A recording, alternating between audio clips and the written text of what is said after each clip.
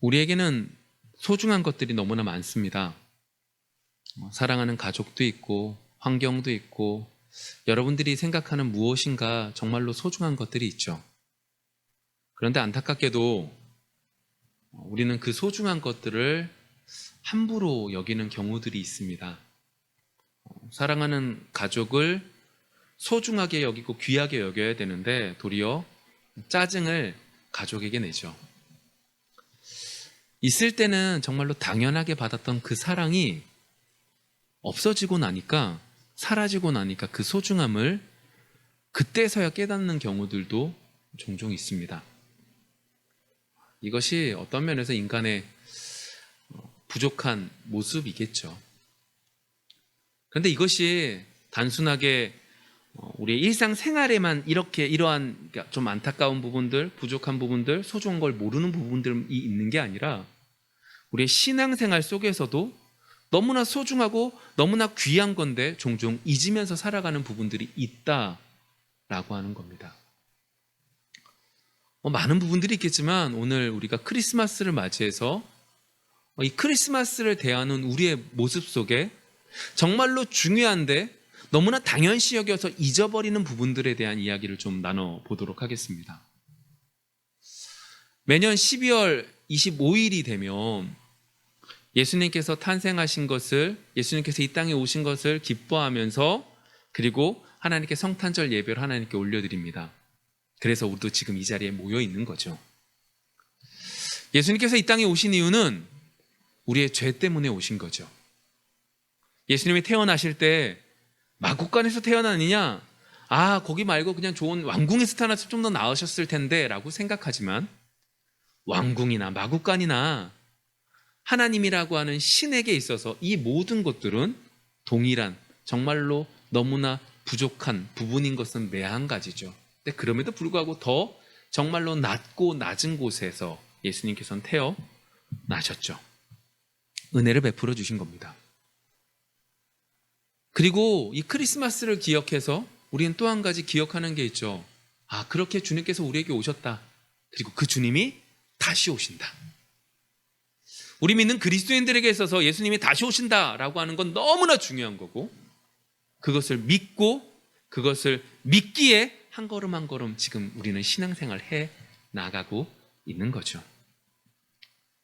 이 부분만 알아도 우리는 너무나 귀한 걸 아는 겁니다. 주님께서 그 귀한 것들을 다 버리고 우리의 죄 때문에 오신 거구나. 그 주님이 다시 오시는구나. 우리는 그 주님을 소망하며 나가야 되는구나. 이만큼 알아도 너무너무 귀한 거죠. 그런데 오늘은 그 부분 속에서 너무나 당연하지만 너무나 잊고 있는, 그래서 그 부분을 오늘 이 시간을 통해서 다시금 회복시키는 그것들을 좀 살펴보기를 원한다는 거예요. 오늘 말씀은 예수님께서 태어나시기 6개월 정도 전의 이야기입니다. 사가랴라고 하는 사람과 엘리사벳이라고 하는 사람은 부부입니다.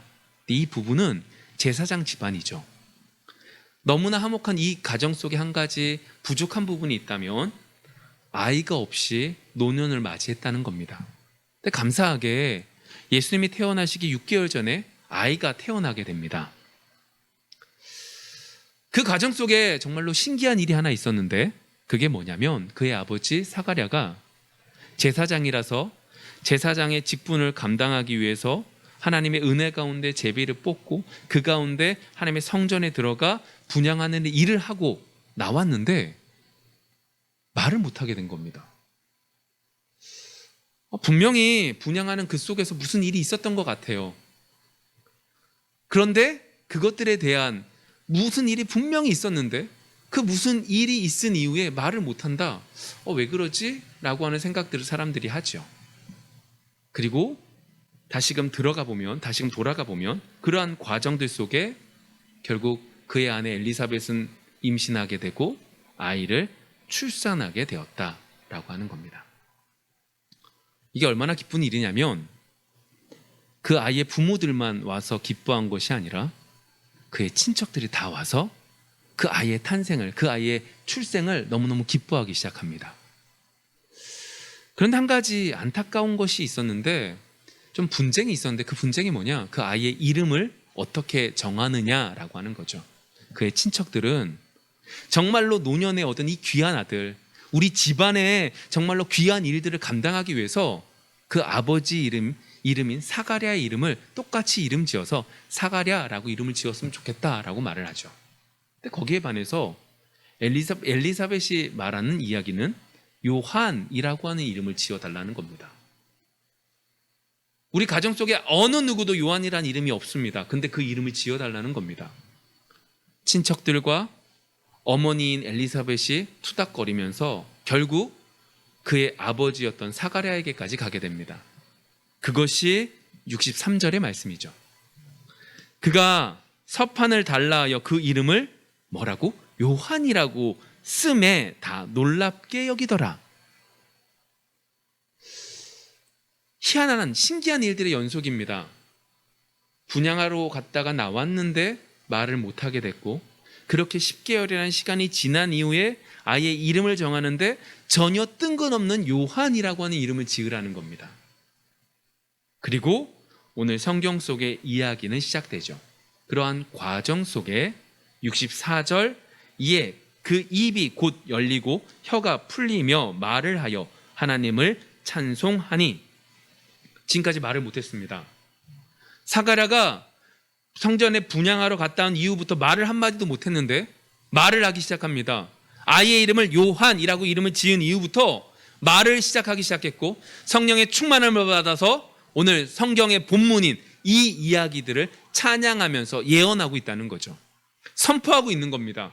하나님이 이렇게 이루실 것을 믿기에 선포하고 있는 거죠. 그 내용이 오늘 말씀입니다. 볼게요.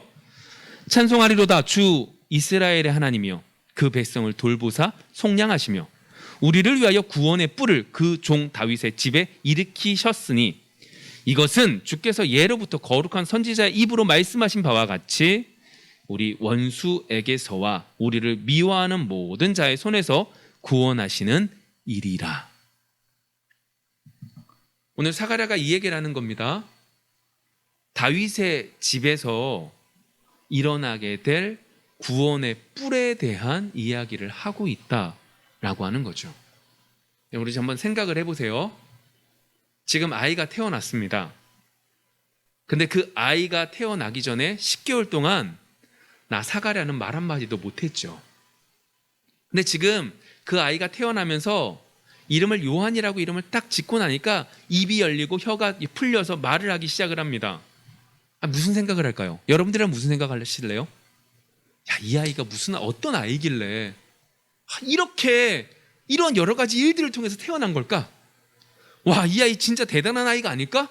라고 생각하는 게 맞는데, 오늘 사가랴가 했던 그 이야기의 내용은 자신의 집안이 아닙니다. 다윗의 집안, 유다 집안에 대한 이야기를 말하고 있는 거죠. 아니, 유다 집안에 대한 아이가 태어날 건데 이 아이에 대한, 그 집안에 대한 하나님께서 다만 나에게 주어진 이 요한이라는 아이보다 더 큰 하나님의 계획이 있음을 지금 선포하고 있는 거다라고 하는 거죠.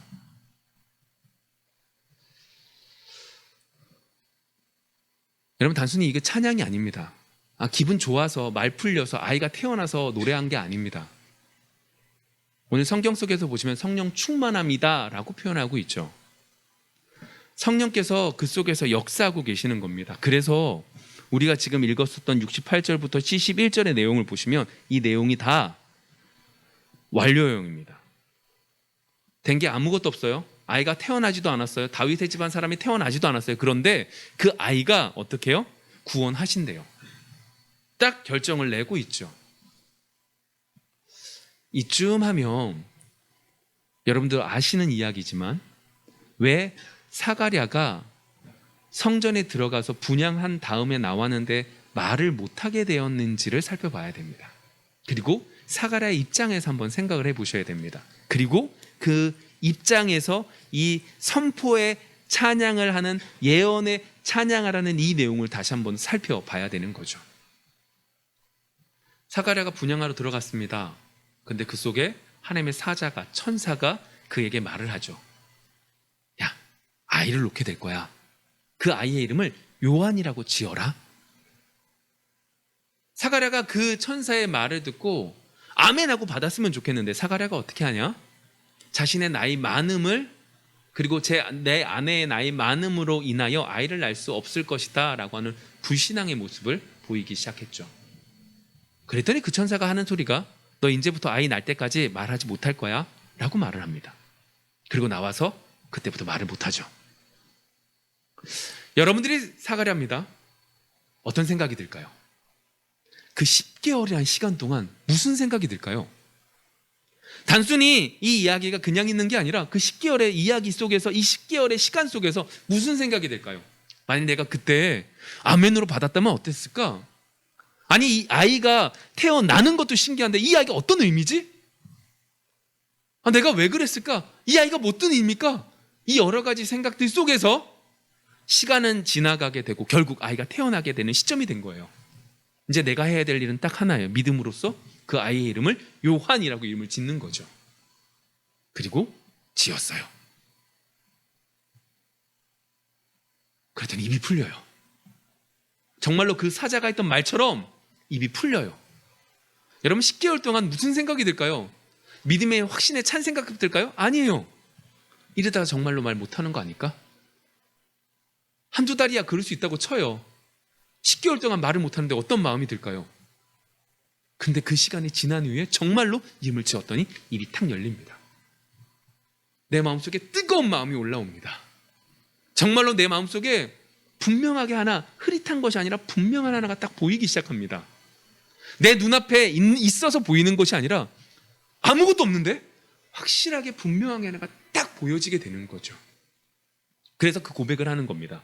다시 한 번 더 그 말씀을 보시면 이렇게 되어져 있습니다. 68절 말씀 한번 볼까요? 68절 이렇게 됩니다. 찬송하리로다 주 이스라엘의 하나님이여 그 백성을 돌보사 속량하시며. 사가라는요 지금 정말로 성령의 은혜로 확신에 차서 이 말하는 거예요. 속량해 줬대요. 여러분, 속량이라고 하는 말을 우리가 잘 사용을 안 하는데, 속량이라고 하는 단어가 어떤 의미냐면 그 얘기예요. 노예로 팔려갔어요, 사람이. 근데 노예로 팔려간 사람을 완전히 값을 다 지불해서 데리고 오는 거예요. 그러니까 이제는 더 이상 이 사람에 대해서 너 다시 돌아와 라고 말할 수가 없는 거죠. 완전히 금전적인 관계에서 딱 끝나서 완전히 소유권이 넘어간 거예요. 예를 들면 그러한 존재가 되었다라고 말을 하고 있는 거죠. 오늘 사가라는요 분명하게 자신의 아이가 대단한 아이야 이 생각을 하기에 앞서서 하나님이 이 모든 역사들 속에서 정말로 나에게 10개월 전부터 지금까지 있는 그 모든 역사들 속에서 아이가 태어난 곳 속에서 분명하게 본 게 뭐냐? 하나님 뭐 하신다? 속량하신다. 값을 다 지불하셔서 더 이상 그 소유권이 없게 하나님이 완전히 구원시켜 주신다. 내가 그러니까 그 하나님을 찬양하겠다 라고 하는 고백을 하고 있는 거죠. 예수님의 십자가로 모든 것들을 속량하셨던 그 은혜가 이 부분 속에서 그대로 나타나고 있는 거죠. 69절 이어서 이렇게 됩니다. 우리를 위하여 구원의 뿔을 그 종 다윗의 집에 일으키셨으니. 여기서 이제 구원의 뿔에 대한 얘기를 해야 되는데, 자 다시요. 68절에서는 속량하셨대요. 그리고 69절에는 다윗 구원의 뿔이라고 하는 얘기를 해요. 구원의 뿔은 권세를 의미해요. 그럼 다시요.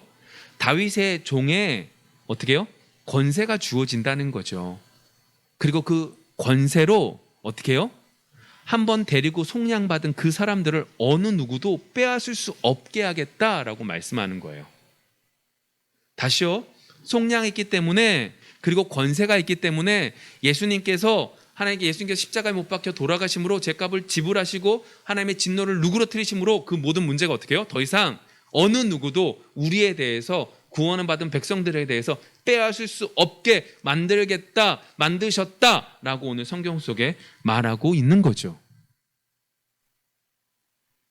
여러분, 이러한 찬양들을 보실 때 우리는 종종 이 생각을 해요. 아니, 아직 예수님을 봤어요? 못 봤어요? 못 봤어요, 사가라는. 예수님이 태어나시기 전에 6개월 전에 요한이 태어나거든요. 본 적도 없어요. 그런데 이러한 것들을 쓰다 보면 뭐 어떻게 이게 말이 가능해? 라고 생각이 드시겠지만 제가 지금까지 했던 이야기들을 살펴보시면 그에게 있어서 어떻게 해요? 10개월이란 시간 동안 그리고 요한이라는 이름을 짓는 그 이후에 입이 풀리는 그 모든 일련의 일들을 통하여 그의 마음속에 뜨거운 성령의 역사가 있었고 그 역사 속에서 믿음으로 선포하게 된 거예요. 보지 못하는 걸 보게 된 거죠. 그리고 그것을 찬양하는 내용이 이 내용이에요. 아, 다윗의 집안에서 정말로 구약에서 말했던 그 메시아가 오셔서 어떻게 해요? 우리 모두를 구원해 주시고 속량해 주실 것이다.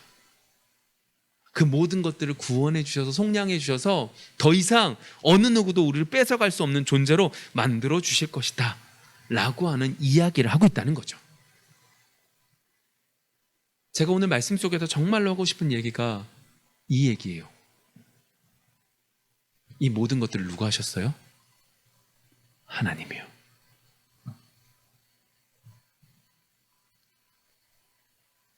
사가랴는 지금 그에게 있었던 일련의 일들을 통하여 이 모든 것들을 준행하시고 운행하신 분이 하나님이신 것을 믿고 알게 되어서 믿음으로 아무것도 없었음에도 불구하고 선포하고 찬양하고 있다라고 하는 거예요.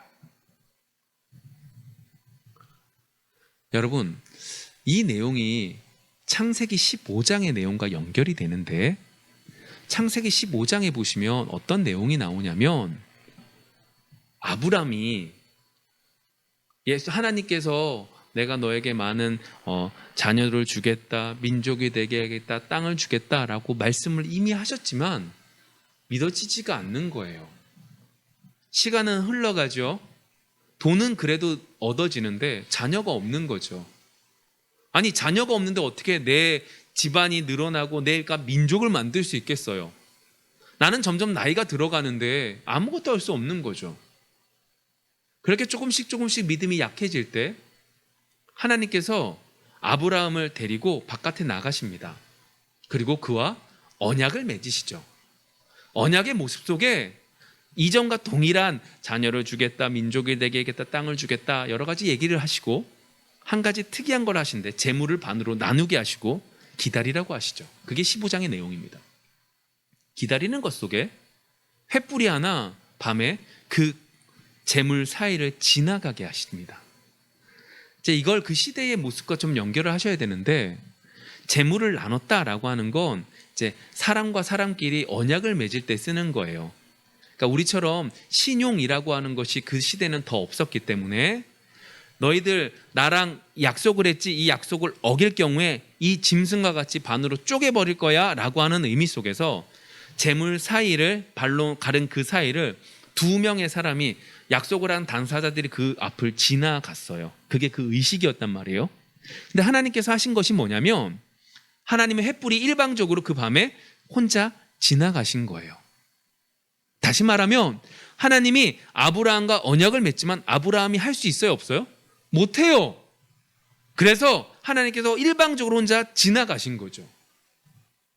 그리고 하나님은 아브라함 되게 하시고 만들어 가시고 훈련시키시고 우리에게 있어서 믿음의 조상으로 만드셔서 우리가 그를 쫓아서 그러한 자의 삶을 살아야 된다는 것을 알려주시는 귀한 존재로 만들어 주시죠.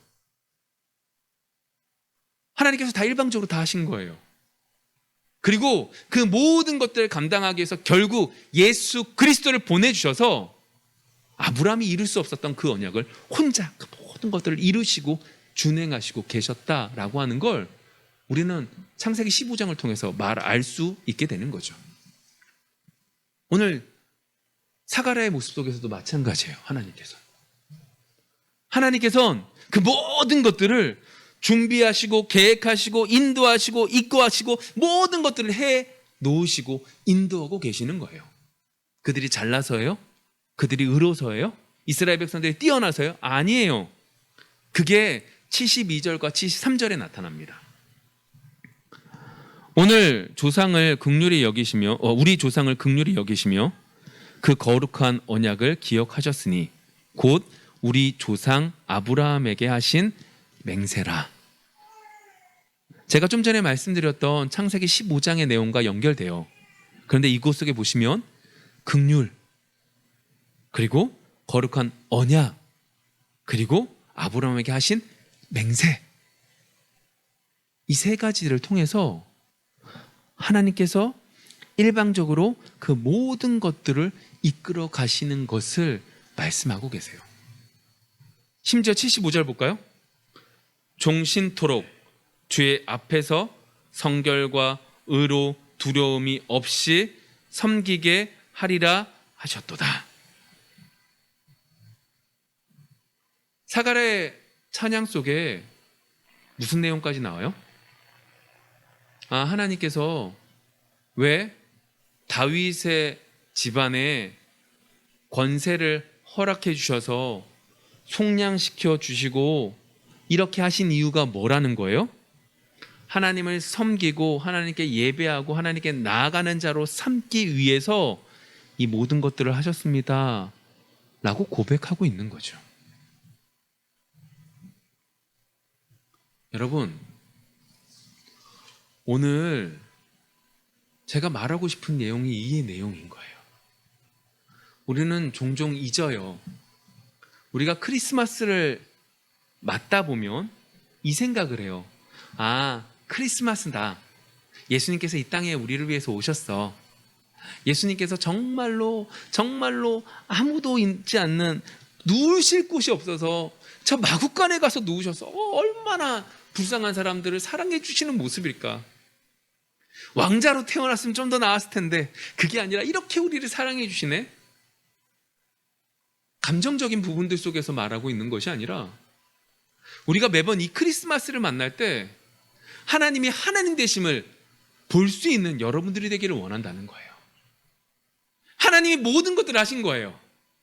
하나님이 오늘 성경 속에 보시는 세례 요한을 태어나게 하시는 과정, 태어나는 그 일정의 그의 부모들의 모습, 그리고 마리아에게 수태고지를 하는 그 내용, 그리고 그 모든 일련의 일들, 그 모든 것들을 하나님은 이미 구약에서 선지자들을 통해서, 구약의 제사를 통해서, 구약의 처음 창세기의 모습들을 통하여 계속해서 계획하는 것을 말씀하셨고 그것을 예수님으로 인하여 완전히 확정지으시고 우리에게 보여주셨다라고 하는 것이 너무나 소중하고 귀한 거죠. 예수님의 탄생일이네. 예수님께 성탄절 헌금을 얼마나 드려야지? 우리가 선물을 주고받는 게 얼마나 좋냐?